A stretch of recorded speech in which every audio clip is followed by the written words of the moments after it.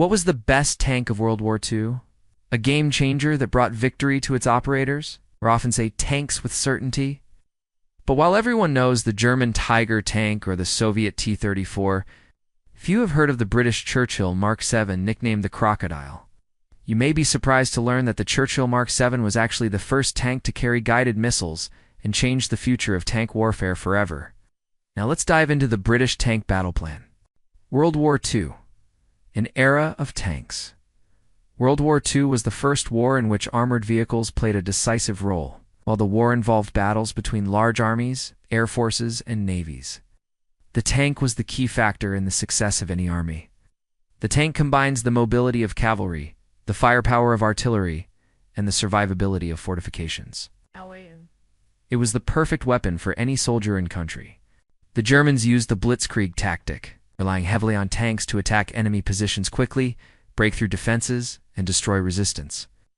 On the Soviet side, the famous T-34 tank was a nightmare for the enemy, and who could forget the American Sherman?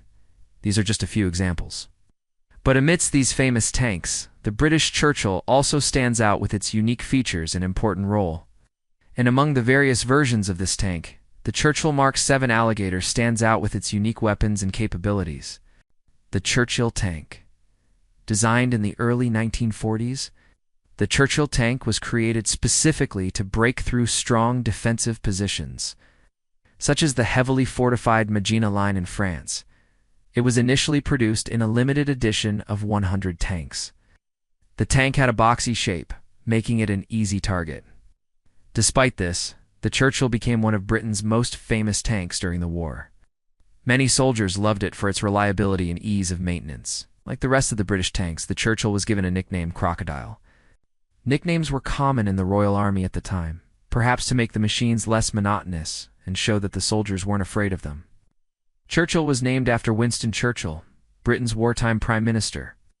The tank's development was marked by many changes and improvements based on combat experience. Each modification made the tank stronger, more reliable, and better able to fulfill its combat mission. By 1945, a total of 1465 Churchills had been produced, far exceeding the initial order. A variety of hulls were produced, with the latest models featuring a cast hull, better armor, and more powerful engines. The Churchill Mark VII Alligator. The Churchill Mark VII Alligator was a unique variant developed in 1944, featuring the world's first guided anti-tank missile launcher. At the time, rocket launchers were usually unguided, requiring soldiers to predict their trajectory. This meant that hitting a target was pure luck. The Germans were the first to develop a guided missile launcher, called the Panzerfaust, which combined a rocket and a device to guide it toward the target. However, production was slow and unreliable. Realizing the importance of guided weapons, the British began developing the Beeman missile launcher, which would become the main weapon of the Churchill Mark VII Alligator. The Beeman missile looked like a standard mortar round and could be fired from conventional artillery pieces. However, the secret lay in its guidance system, consisting of two parts: a receiver mounted on the missile and a transmitter carried by the operator. The operator held a special pistol-shaped device that transmitted a signal to the missile, guiding it towards the target. The missile traveled at a speed of up to 180 kilometers per hour, much faster than the shells fired from ordinary guns.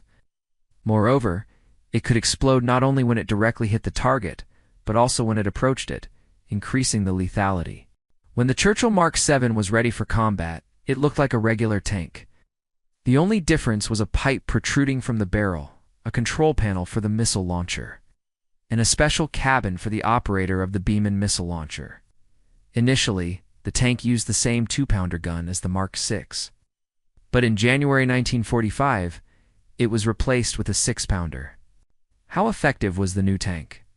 Unfortunately, combat testing of the Churchill Mark VII took place in very difficult conditions, making it impossible to determine the effectiveness of the weapon. During World War II, tank battles rarely occurred.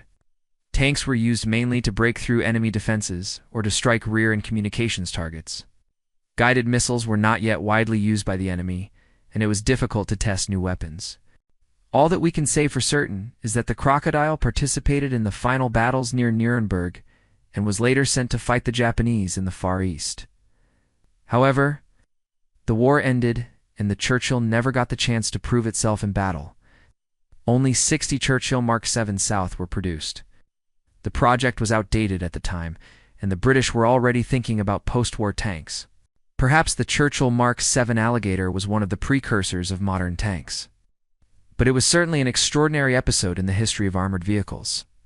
In 1945, at the end of World War II, an artillery division of the British Army received a new weapon, the Beeman Guided Missile Launcher. Mounted on the Churchill tank, it was tested against German targets and proved to be highly effective. The Mark 7 Alligator tank was no longer needed, but the guided missile launcher remained relevant and was installed on other vehicles. Later, the principle of guided missiles spread to aircraft, and the British developed a whole family of guided missile carriers.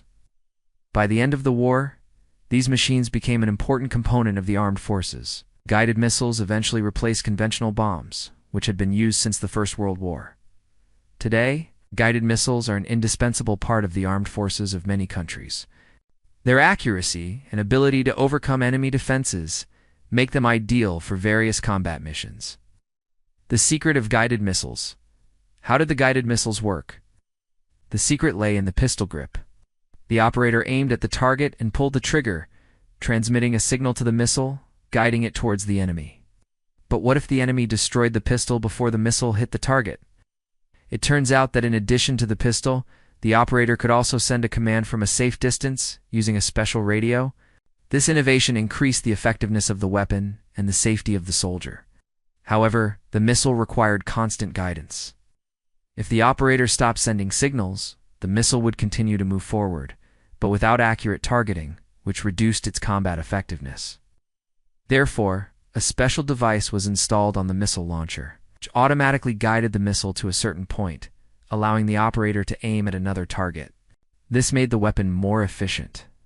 The Beeman missile launcher was revolutionary, but why did it remain the only one? Despite its success, the Bismarck missile launcher remained a unique weapon throughout World War II. Why wasn't it mass-produced and used by other countries? The reason lies in the complexity of the technology. To create a guided missile launcher, a lot of new equipment was needed. This included devices for detonating missiles at the target, automatic guidance systems, special tools, and even pistols with transmitters. To produce the vermin in large numbers, it was necessary to equip factories with this equipment. Train a lot of soldiers to operate the new weapon, and coordinate the actions of infantry and armored vehicles. Moreover, the appearance of new types of guided missiles showed that the Beeman's technology was quickly becoming outdated. No one wanted to invest resources in developing an outdated weapon. Nonetheless, the Beeman launcher went down in history as the first guided missile launcher used in combat. The Churchill Mark 7 Alligator was only one of them. It's an unusual tank, combining a classic cannon